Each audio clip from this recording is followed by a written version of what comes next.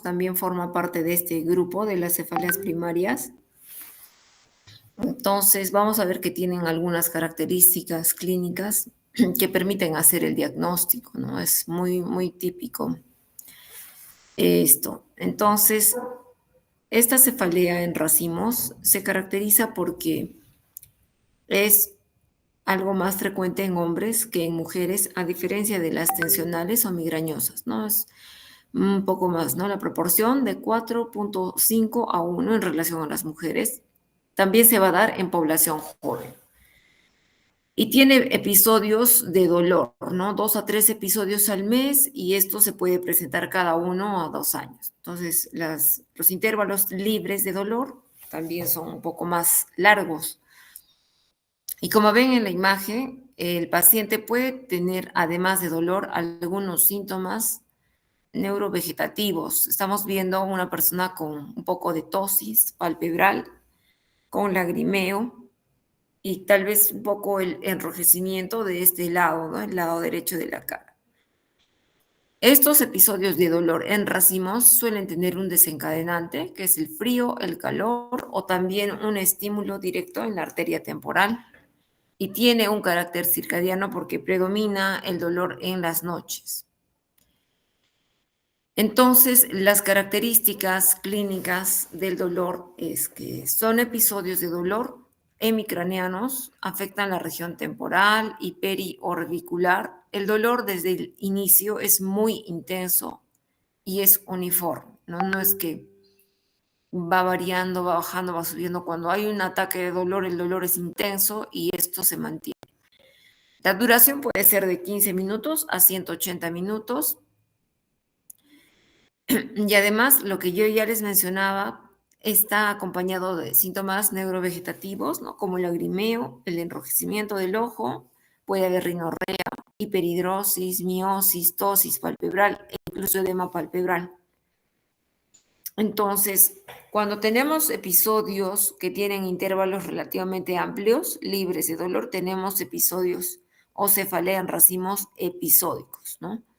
Pero esto puede cambiar en el tiempo y volverse mucho más continuo. Entonces hablamos de una cefalea en racimos crónica. Prácticamente todos los días hay dolor de cabeza. Para poder decir esta persona tiene una cefalea en racimos, además de cumplir con las características que les estoy describiendo, por lo menos debe haber presentado 5 ataques que cumplan esas mismas características clínicas. En cuanto al tratamiento, esta cefalea en racimos puede mejorar, puede calmar cuando administramos oxígeno al 100% durante 15 minutos.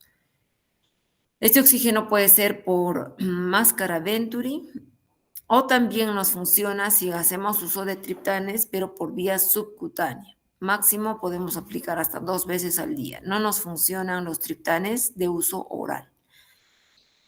Y cuando tenemos formas de alta frecuencia, sí se podría iniciar el tratamiento profiláctico por la severidad del dolor, ¿no? Entonces, damos tratamiento preventivo y se describe como medicamentos preventivos. Un calcio antagonista es el verapamilo. Podemos usar hasta 120 miligramos al día, dividimos en 3 dosis. Metisergida, el litio y también prednisol. Pero como están escuchando, como es un episodio en el que el dolor es tan intenso desde el primer momento, esto genera realmente gran ansiedad en el paciente y al momento de que llega de repente a la emergencia debemos de tratar de ayudarlo, ¿no? En calmar el dolor. Entonces, si bien el oxígeno es algo que resulta muy útil, no siempre, a veces en todos los casos, va a lograr controlar el dolor. Por tanto, se pueden optar por algunas otras alternativas. Si es que no funciona solamente el oxígeno, podríamos dar corticoides, ¿no? Por administración endovenosa y luego podríamos mantener un tratamiento oral, ¿no? De soporte o para destetar, ¿no? El corticoide. Otra opción es que si no nos ayuda los corticoides, el oxígeno, se podría optar por hacer bloqueos a nivel regional en el nervio occipital. Se puede usar anestésicos, lidocaína o también corticoide de depósito. Entonces, tenemos etapas agudas y ya hemos hablado de que hay momentos en los que sí se debería iniciar el tratamiento preventivo para disminuir la activación de tanto dolor. El verapamilo es una opción, pero también no siempre, pues todos los pacientes van bien solo con verapamilo. Entonces, si no tenemos una buena respuesta, podríamos también probar con el topiramato a 50 miligramos 2 veces al día. La zonisamida es otra alternativa. El litio ya se les mencionó. Y en el caso de que no haya una buena respuesta o control del dolor, podríamos también plantear el hacer bloqueos, pero en este caso ya con toxina botulínica en el nervio occipital. O esta otra opción también que es la neuroestimulación del nervio occipital y el esfenopalatino. Entonces son maniobras ya un poco más invasivas. Bien, entonces ahora vamos a hablar de las cefaleas secundarias. Entonces, en el grupo de las cefaleas primarias hemos considerado a las cefaleas tensionales, racemosas, la cefalea de tipo migraña. Y en este caso, la cefalea de por sí ya es una enfermedad. En cada uno de estos tipos de dolor tienen algunas características que nos permite hacer su diagnóstico específico, ¿no? Pero cuando hablamos de cefaleas secundarias, la cefalea solo es un síntoma y entonces se va a acompañar de otros síntomas, no solamente es el dolor, se acompaña tal vez de síntomas motores, síntomas visuales, ¿no? Entonces, en base a ello es que existe una clasificación de cefaleas secundarias. Entonces, tenemos acá este segundo grupo de cefaleas secundarias que pueden ser atribuidas a traumatismos, puede ser atribuida a un trastorno vascular intracraneal o a nivel cervical, atribuida también a procesos intracraneales no vasculares por la administración o la supresión de sustancias, pueden ser muchas, drogas, analgésicos, atribuida a problemas infecciosos, alteraciones del medio interno, de la homeostasis, por problemas de la estructura del macizo facial y que pueden dar dolores referidos, y también atribuida a trastornos psiquiátricos. Entonces, esta es la clasificación de las cefaleas secundarias. Cuando estamos frente a la sospecha de un paciente con cefalea secundaria, vamos a tener, a diferencia de las cefaleas primarias, seguramente mucha información y también información con el examen físico que nos va a permitir orientar, ¿no?, este tipo de cefalea secundaria. Entonces, si bien en un paciente con cefalea se tiene que hacer una historia para siempre indagar si es que ya había historia de cefalea de antes o tal vez es un episodio de reciente inicio. Entonces, determinar el inicio, cuál es en sí el dolor, la intensidad, la característica, ¿no? Cualidad del dolor, la localización, qué síntomas pueden de repente desencadenar el dolor. Hay muchas veces dolores de cabeza que aparecen cuando solamente hace esfuerzo, cuando solamente levanta peso, o dolores de cabeza que solamente están más en la noche o solamente al despertar. Entonces, todo esto lo debemos de ir anotando, ¿no? Momentos del día, la frecuencia, la duración. Pueden haber dolores de cabeza que eran muy ocasionales y que con el tiempo se han vuelto casi de todos los días. Y si es que antes eran leves, actualmente son muy intensos. Y lo que les decía, la cefalea es un síntoma, pero se va a acompañar de otros. Entonces puede ser de que además del dolor haya náuseas, haya vómitos, alteraciones visuales, problemas de repente sistémicos, fiebre, baja de peso, malestar general. Entonces todo esto vamos a ir recopilando en la historia física, en la historia del paciente y de hecho el examen físico nos va a dar de repente un poco más información. Y cuando hablamos de cefalea secundaria, seguramente vamos a encontrar desde a veces alteraciones del estado de conciencia, un paciente obnubilado o de repente en sopor. Puede ser de que ya haya problemas de lenguaje, en la expresión, en la comprensión, problemas en la agudeza visual, Puede haber problemas también motores con paresias o plejías incluso, o problemas de coordinación de marcha. Entonces, todo esto un poco ya nos iría orientando, ¿no? Que hay dolor de cabeza, por ejemplo, no tiene ya estabilidad para la marcha, hay lateropulsión. Entonces, yo si es que tengo esto y es una cefalea que se está estableciendo a lo largo del tiempo, tal vez podría pensar, ¿no? Una cefalea secundaria a un problema expansivo, ¿no? Y que ya está generando todos estos cambios.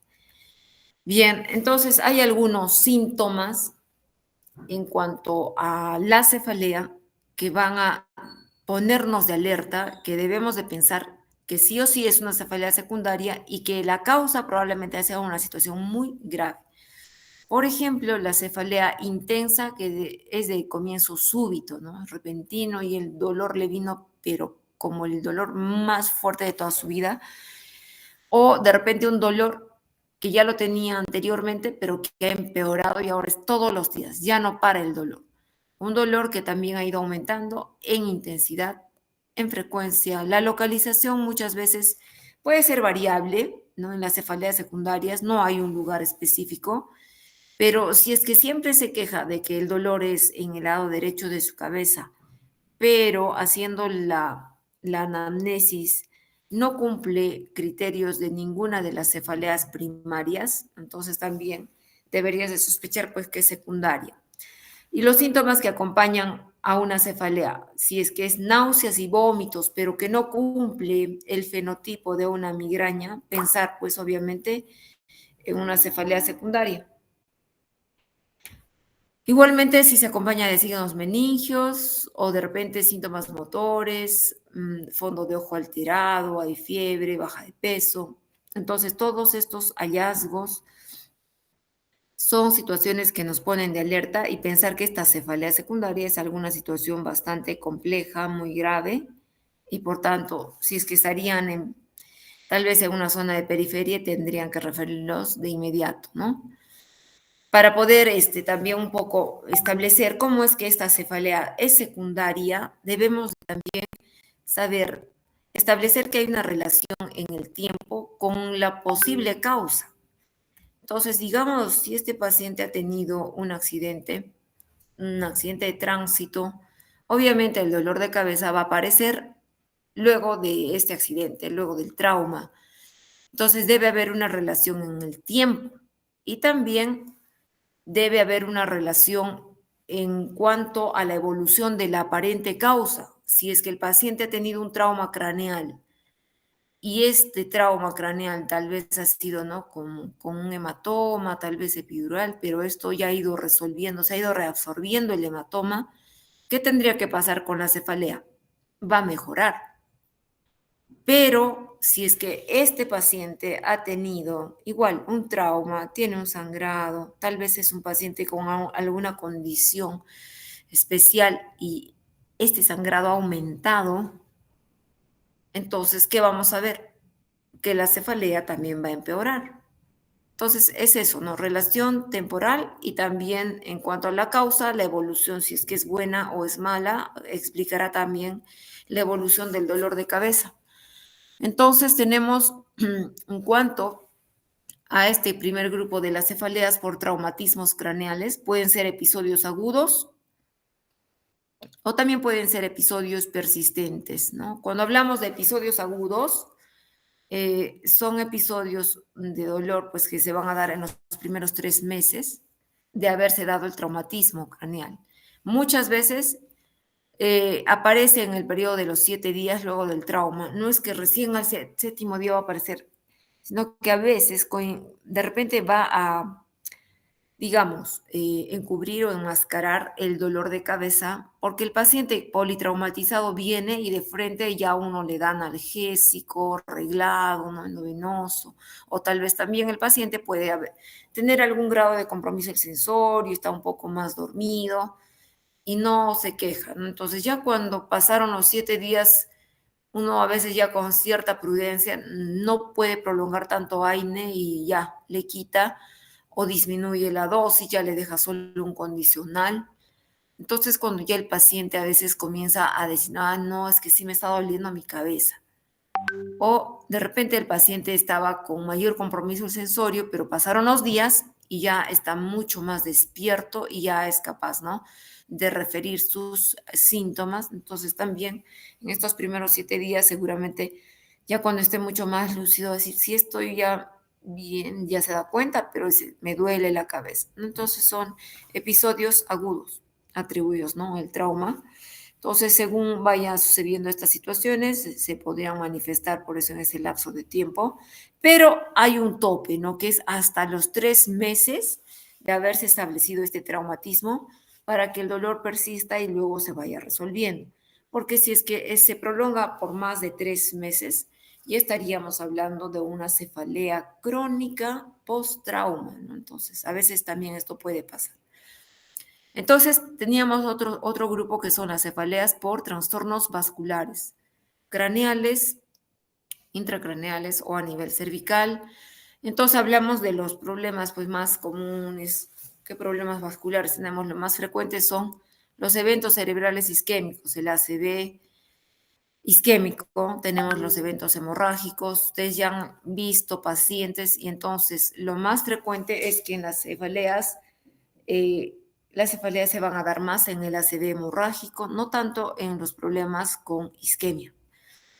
Entonces vemos que a veces pacientes con un ACV isquémico podrían tener dolor de cabeza en algunas situaciones, por ejemplo, si es que el infarto se da en fosa posterior, si es que el infarto se da en un paciente que ya tenía antecedente de ser migrañoso.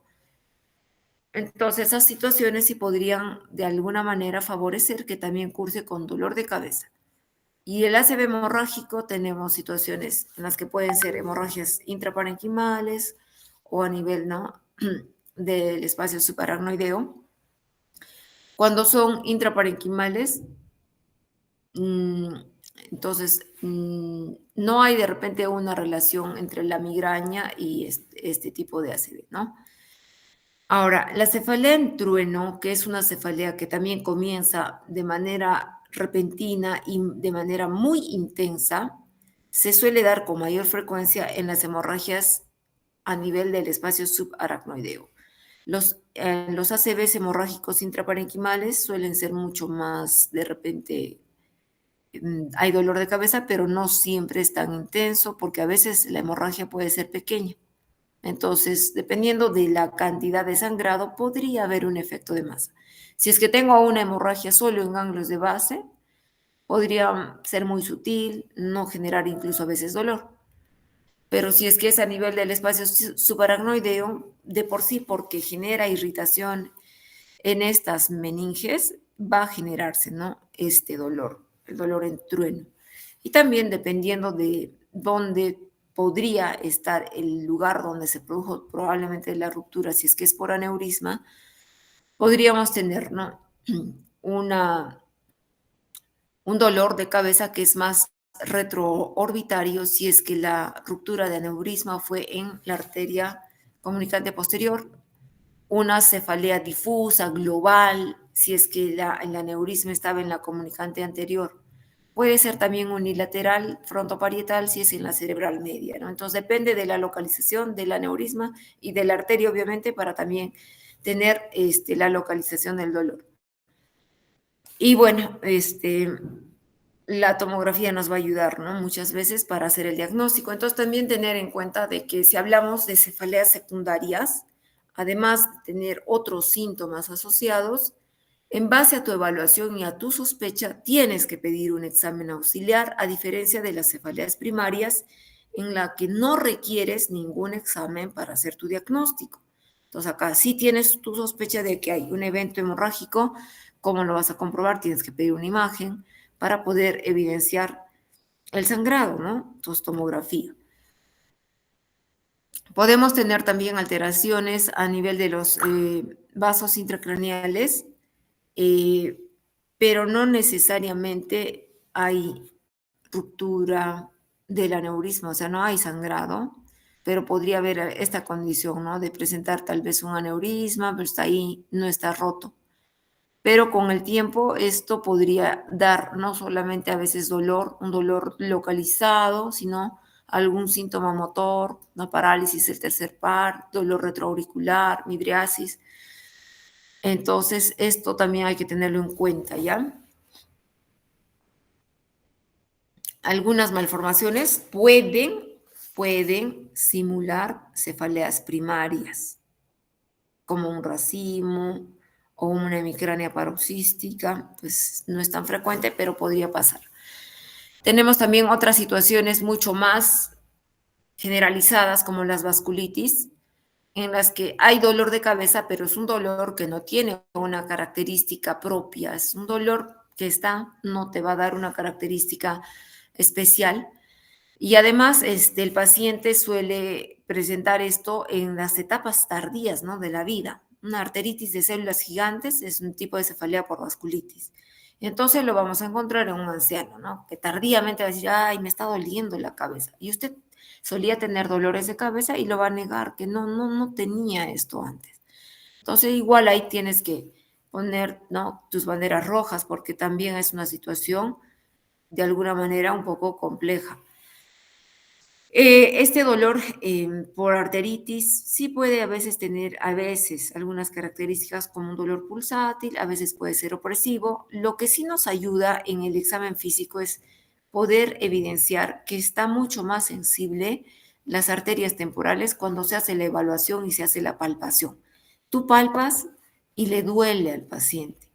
Que hay otras manifestaciones como la claudicación mandibular, muchas veces la baja de peso, fiebre, sudoración, la visión borrosa, incluso amaurosis. Llega a perder a veces la vista. Entonces, obviamente, si es una persona mayor con dolor de cabeza que tal vez ha estado molestando y después de unos días te dice, no veo, ya no veo, perdí la vista de este lado, es obviamente también una emergencia y pensar siempre en estas arteritis como causa, ¿no? Entonces, son cefaleas tardías con distribución, de repente puede ser global, pero cuando hay palpación de arterias temporales hay mucho dolor y hay síntomas oftalmológicos importantes. Esto requiere siempre, ¿no es cierto?, un examen auxiliar para corroborar. Entonces, ¿qué es lo que tendríamos que pedir? Como es un proceso inflamatorio autoinmune, analítica en sangre, ¿no? BCG va a estar alto, más de 50 milímetros, PCR va a estar alto. El examen GOL estándar en sí es hacer una biopsia de las arterias, ¿no? Pero esto pues es invasivo, tampoco es práctico, entonces nos puede ayudar mucho el hacer tal vez una angioresonancia o angiotomografía para poder ver un poco estas alteraciones estructurales de dilatación y estrechamiento en estas mismas. El Doppler transcraneal también nos puede ayudar, pero es más pedir esta analítica en sangre para determinar que haya un proceso inflamatorio y además una imagen que nos muestre estas imágenes arrosariadas de las arterias. Entonces, puede ir, como les decía, ¿no?, desde el dolor, tal vez que es más temporal, y a veces con síntomas visuales. Si es que no hay síntomas visuales, podemos dar corticoides, 1 miligramo por kilogramo de peso durante 2 a 4 semanas y luego se va descendiendo la misma. Pero si hay síntomas visuales que pueden ser desde la visión borrosa hasta la amaurosis, este paciente tiene que estar hospitalizado. Damos pulsos de corticoide por 3 días y luego ya vamos bajando con corticoides por vía oral. Y en estos casos, pues a veces requiere un tratamiento inmunomodulador a largo plazo, ¿no? Porque ya es una vasculitis, es una arteritis de células gigantes, entonces hemos apagado el fuego, pero a largo plazo esto igual va a volver también a activarse, entonces podemos dar metrotexate o tocilizumab como tratamiento, ¿no?, de soporte. Tenemos otro grupo, ¿no?, también de cefaleas que podría ser por disección de la arteria carótida cervical. Sí han visto de repente algunos pacientes estos casos, sí los hemos visto en un hospital. Entonces, que podría generar también dolor de cabeza. Puede haber también cefalea atribuida a otros procesos intracraneales que no son ya vasculares. Puede ser por alteraciones en la presión del líquido cefalorraquídeo, Puede ser por presencia de estructuras pues extrañas, de repente un proceso expansivo, podría ser neoplásico, también atribuida, digamos, a alguna otra condición, paciente epiléptico, luego de la crisis convulsiva, despierta y está con dolor. Si hablamos por de repente alteraciones en la regulación de la presión intracraneal, podríamos tener cefalea por hipertensión intracraneal idiopática, o sea, hay elevación de la presión, pero no hay una causa pues muy evidente, ¿no? Ustedes saben que la hidrocefalia hipertensiva, pues de hecho va a cursar con dolor de cabeza, ¿sí? Pero podemos tener cefaleas con presiones elevadas en los que no se evidencia realmente tanto así, ¿no? La dilatación de ventrículos. Y esto se ha podido observar, estas cefaleas idiopáticas con presión intracraneal alta en pacientes obesos y mucho más en mujeres, ¿no? La relación de mujer-hombre es de 8:1. Entonces, esta comorbilidad, ser obeso, es un gran factor de riesgo, o que haya subido de peso recientemente, pero pues una gran, ¿no?, subida de peso. Además de la cefalea, entonces se puede acompañar también de algunos otros síntomas, que pueden ser síntomas visuales con borramiento, oscurecimiento, o de repente fotopsia, distorsión de las imágenes. Puede haber incluso parálisis de algunos pares, ¿no? Con diplopía, síntomas auditivos con tinnitus o incluso alteraciones en la memoria o en la concentración. Cuando hacemos la evaluación física, sí nos puede ayudar el fondo de ojo. Usualmente hay edema de papila y también vamos a poder evidenciar de que hay una disminución en la agudeza visual. Muy bien, y entonces necesitamos exámenes para poder demostrar esto otra vez, por supuesto. Entonces, tenemos ya la clínica, el dolor de cabeza, una paciente obesa, mujer con edema de papila, y entonces sí tenemos que tener imágenes. En este caso, ¿qué imágenes? La resonancia es la que nos va a ayudar y podemos complementar con una angioresonancia. En cuanto al líquido cefalorraquídeo, hacer la punción lumbar más que nada es para determinar la presión de apertura, porque el líquido en sí va a estar normal. Entonces, ¿cómo hacemos nuestro diagnóstico? Si cumple los criterios de la exploración física con cefalea con edema de papila y todo lo demás está normal. Entonces, también la punción lumbar con presión de apertura elevada por encima de los 280 milímetros de agua. O si es que hacemos una imagen, o sea, tal vez no siempre, a veces no siempre van a tener edema de papila, o sea, algunos van a cumplir todo esto y yo ya no necesito realmente mucho, ¿no? Pero en algunos no se ve el edema de papila, puede haber, ¿no?, presión un poco alta, entonces necesito algún otro examen auxiliar. En este caso, las imágenes nos muestran estos hallazgos. Por ejemplo, en la resonancia vamos a ver el signo de la silla turca vacía. En los cortes sagitales, aplanamiento del polo posterior del globo ocular, y en las angioresonancias o angiotomografía podríamos ver estenosis del seno venoso transverso. También se puede ver la distensión del espacio subaracnoideo o perinervio, ¿no? Perinervio óptico. Esto no sé si es que lo logran visualizar, pero la idea era un poco mostrar el signo de la silla turca vacía, que esto se ve por acá y es como que este espacio lo ven hipointenso. No se ve pues que esté ocupado por esta estructura que es la misma, ¿no?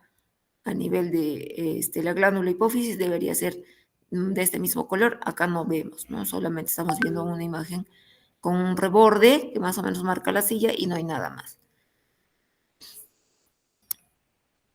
Y tenemos otras situaciones que serían las cefaleas ya también por hipotensión intracraneal. Esto también no es algo raro, sí se puede dar con cierta frecuencia, sobre todo porque los pacientes son sometidos a algunos procedimientos, ¿no? En el caso del tratamiento por la primera causa, que sería por hipertensión intracraneal, ¿qué tendrían que hacer? Como tratamiento para controlar esta subida de presión, es primero pues hacer de que la persona pierda peso. Es un objetivo que no se va a lograr de inmediato, pero es algo que se tiene que hacer, sobre todo si hay la condición de obesidad. Pero si además agrega a la paciente síntomas visuales, no está viendo distorsionado o está totalmente con amaurosis, sí consideramos esto ya como una emergencia y tendría que ser sometida a un procedimiento ya neuroquirúrgico. En ese caso ya se puede hacer un shunt a nivel del líquido cefalorraquídeo para generar baja de presión, fenestrar la vaina que rodea al nervio óptico o de repente algunas otras opciones quirúrgicas para liberar sobre todo, ¿no?, el nervio. En cuanto al tratamiento a mediano plazo, podemos dar diuréticos como la acetazolamida o la furosemida. Esto nos va a ayudar mucho más y en la baja de peso. Puede darse AINES, sí, puede darse como cuando se suele dar tratamiento para las migrañas episódicas, le das pues como para cuando haya dolor. No se dan corticoides, no se debe repetir la punción lumbar. ¿Listo? Entonces, el segundo caso que yo les decía, la hipotensión intracraneal, también me puede generar dolor de cabeza. Y como les he mencionado, no es raro porque se van a dar con mayor frecuencia luego de procedimientos neuroquirúrgicos. Entonces, aparece muchas veces luego de la punción lumbar. Luego de los 5 días, el paciente, cada vez que se va a querer levantar, incluso al día siguiente, 48 horas, se levanta y aparece dolor de cabeza. Entonces se tiene que volver a acostar y el dolor desaparece. Es una cefalea ortostática. Siempre aparece cuando se pone de pie. Y bueno, los factores de riesgo son mujeres en la edad, ¿no?, reproductiva, 30 hasta 50 años. Puede ser de que ya había anteriormente también cefalea previa. El calibre de la aguja de punción también puede que haya sido muy gruesa y esto genera un desgarro, ¿no?, a nivel de la dura madre. Y también a veces la cantidad de líquido que se retira o se extrae. Muchas veces son punciones lumbares diagnósticas y no requerimos demasiado, pero tal vez por alguna situación se ha retirado mucha cantidad y podría generar a veces dolor de cabeza. Muchas veces no hay esto, puede ser que haya también pérdida de líquidos cefalorraquídeo de manera espontánea. Pero si se da por la punción lumbar, entonces, ¿qué se tiene que hacer? La paciente o el paciente tendría que mantenerse en el decúbito. Cuando hacemos el diagnóstico y hacemos la punción, vamos a medir igual la presión de apertura y si es que es por hipotensión, esta presión de apertura va a estar por debajo de 60 milímetros de agua. También podríamos hacer una neuroimagen que nos demuestre que está habiendo fuga de líquido cefalorraquídeo. Entonces, para el manejo, el paciente debe estar en reposo. Vamos a dar analgésicos. Este reposo es de 10 días y a veces se puede prolongar un poco más, o sea, está echado todo el tiempo. La hidratación de 3 litros como mínimo diario. Y a veces tenemos que acompañar siempre con un analgésico, ¿no? Como en este caso, la cafeína. 200 a 300 miligramos cada 12 o cada 8 horas también nos ayuda a mejorar el dolor de cabeza. Entonces, hay otras situaciones. Puede producirse una fístula en el líquido cefalorraquídeo o también puede haber una hipotensión espontánea.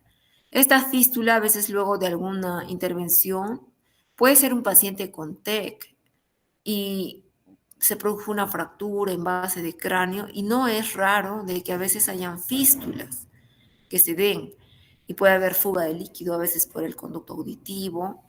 Entonces, esta fuga, esta pérdida de líquido va a generar también de que la presión que normalmente tenemos baje, ¿no? Entonces, en estos casos, si es que fuera por fístula, luego de un traumatismo, realmente se tendría que el paciente someter a un procedimiento quirúrgico para poder reparar este defecto, ¿no?